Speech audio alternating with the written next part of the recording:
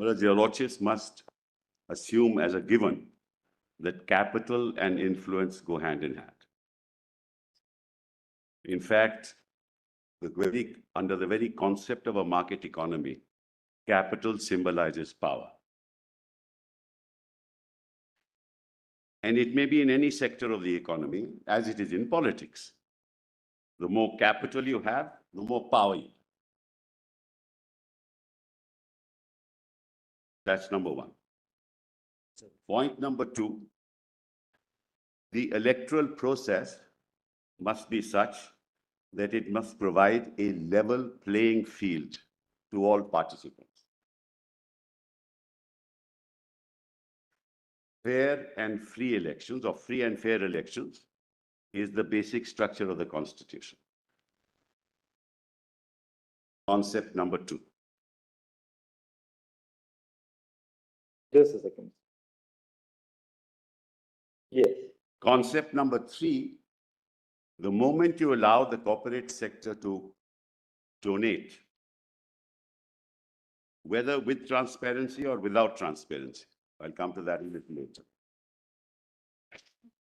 it is inconsistent with the concept of a corporate sector which is in the business of doing business. You have a memorandum of association which tells you what the objects of the corporation are.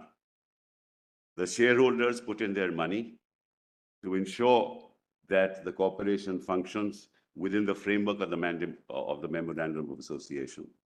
Now you give the power through an amendment of this nature to allow shareholders' money to be used inconsistent with the memorandum of the association.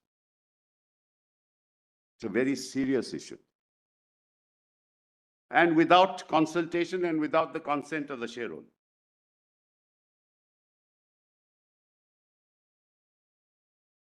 Under which law, and I ask myself this question, can this ever be allowed?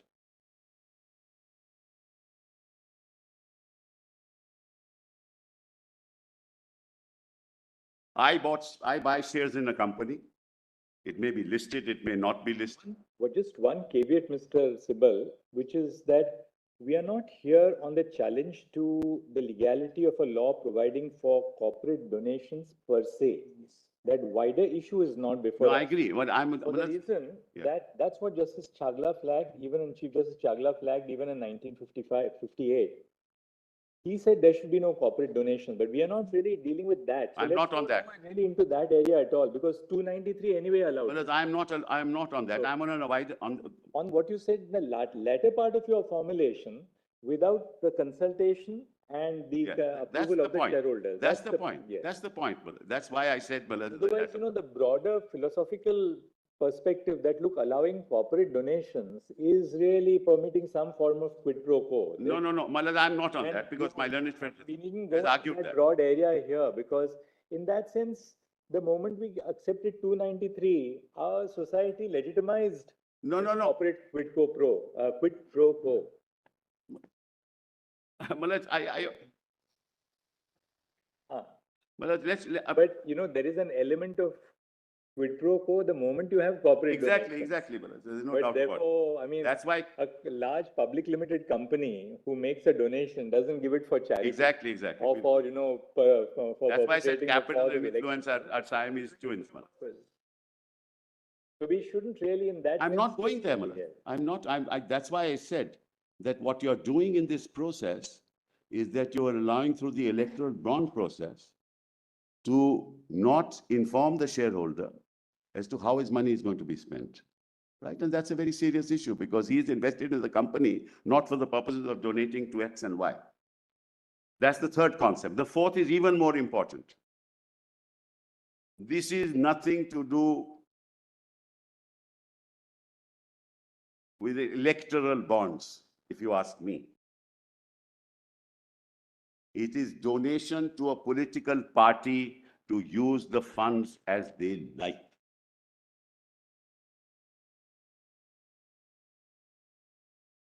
The nomenclature suggests electoral bonds means this is for the purposes of the election.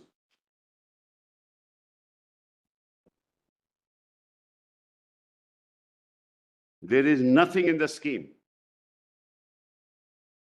There is nothing in the scheme which connects the donation made to the participation in the electoral process. Nothing. It is a means for political parties to be enriched.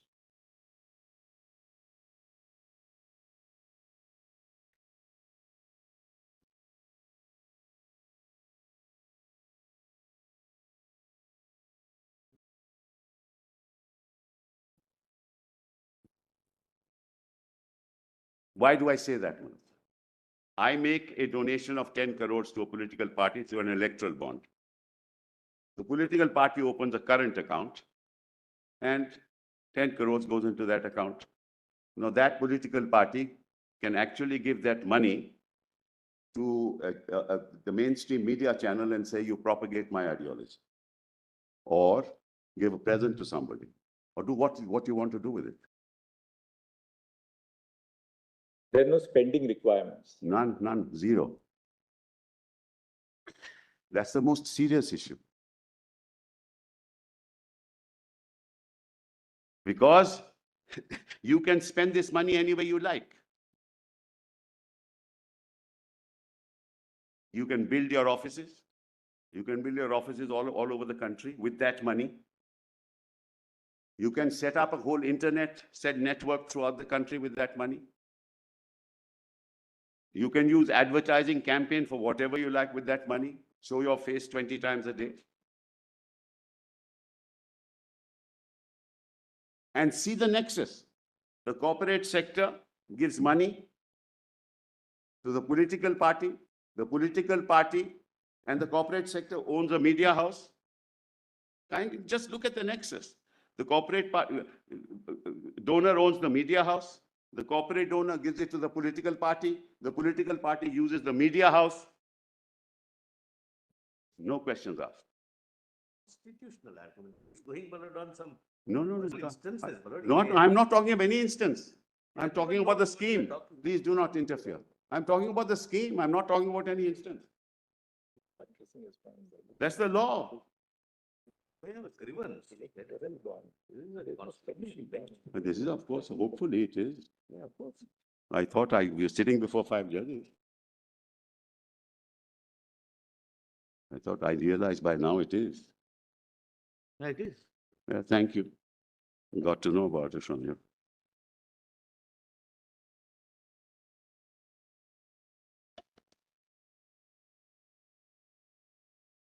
The Article 14 argument. Yes.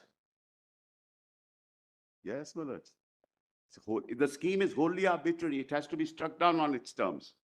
It has nothing to do only with elections and how you spend your money in the electoral process.